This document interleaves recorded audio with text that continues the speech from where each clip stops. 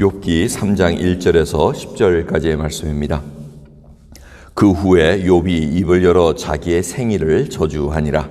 욥이 말을 내어 가로되 나의 난날이 멸망하였었더라면 나 말을 배웠다 하던 그 밤도 그리하였었더라면 그날이 캄캄하였었더라면 하나님이 위에서 돌아보지 마셨더라면 빛도 그날을 비추지 말았었더라면 유암과 사망의 그늘이 그날을 자기 것이라 주장하였었더라면 구름이 그 위에 덮였었더라면 낮을 캄캄하게 하는 것이 그날을 두렵게 하였었더라면 그 밤이 심한 어둠에 잡혔었더라면 해의 날수가 가운데 기쁨이 되지 말았었더라면 달의 수에 들지 말았었더라면 그 밤이 적막하였었더라면 그 가운데 즐거운 소리가 일어나지 말았었더라면 나를 저주하는 자 곧 큰 악어를 격동시키기에 익숙한 자가 그 밤을 저주하였었더라면 그 밤에 새벽 별들이 어두웠었더라면 그 밤이 광명을 바랄지라도 얻지 못하며 등불을 보지 못하였었더라면 좋았을 것을. 이는 내 모태의 문을 닫지 아니하였고 내 눈으로 환난을 보지 않도록 하지 아니하였음이로구나. 아멘. 욥이 모든 것을 다 잃습니다. 자기 자식, 재산 다 잃고 그 다음에 심지어 두 번째 시험은 바로 자기 몸까지 상합니다.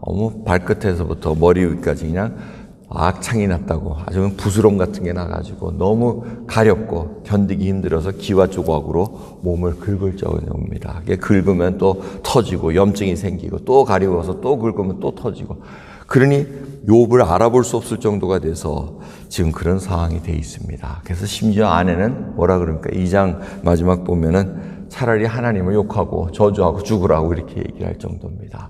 보기가 너무 안타까워서 그런 얘기를 했겠죠.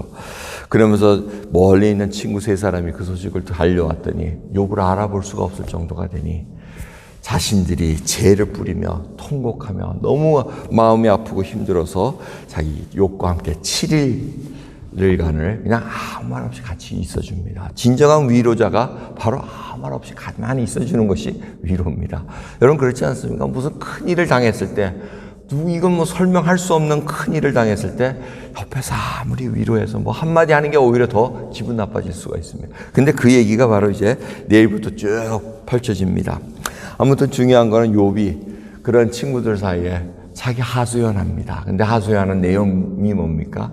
자기가 태어난 날이 차라리 없었으면 왜 태어났을까? 이런 일들에 대해서 지금 한탄을 합니다. 보시면은 3장 3절부터 이제 쭉 거의 38장까지는 이 시입니다. 이 시로서 자기의, 그리고 변론하는 얘기, 반론하는 얘기들이 쭉 기술되어 있습니다. 그러면서 이 깊은 오늘 본문 말씀을 가만히 보시면은 욥이 하나님의 계신 것을, 지금 창조주이신 것을 지금 알고 얘기하는 겁니다. 하나님께서 이걸 허락하셨구나. 그걸 지금 하나님을 함부로 저주할 수는 없습니다. 하진 못하는 욥입니다. 그 심정을 압니다. 근데 답답하니까 지금 차라리 그날을 없게 하셨으면, 차라리 그날을 그냥 달수에서 빼버리셨으면, 나의 모태를 그냥 닫게 해주셨으면, 근데 그렇지 아니하셨구나라는 그 말을 지금 얘기하고 있습니다. 여러분 역시 이 욥의 상황을 보면 이런 얘기를 안 할래 안 할 수가 없습니다. 이 말할 수 없는 고통과 고난을 당할 때 하나님께서 차라리 왜 이 일을 당하게 하셨을까? 나를 차라리 이 땅에 태어나게 안 하셨으면 내가 이른을 보지 않았을 텐데 라는 그 고백들이 나오지 않겠습니까? 얼마나 안타까우면 정말 하나님. 하지만 이 욥의 그 깊은 곳에 창조주 하나님을 그래도 붙잡고 싶어 하는 거. 여러분 고난을 당하면 우리가 어떻게 합니까? 예수 그리스도 안 믿고 나가면 됩니다. 싫습니다 하고 나가면 되는데 그렇게 못해요. 왜? 하나님 붙잡고 있거든요. 붙잡고 있어서 그 마음속에, 아니면 혹시 마음속에도 하나님 저주했다가 내가 벌 받으면 어떻게 해? 여러분 그 생각은 정말 차원이 조금 낮은 믿음의 길이라고 보시면 됩니다. 우리 기복적인 거 아니지 않습니까?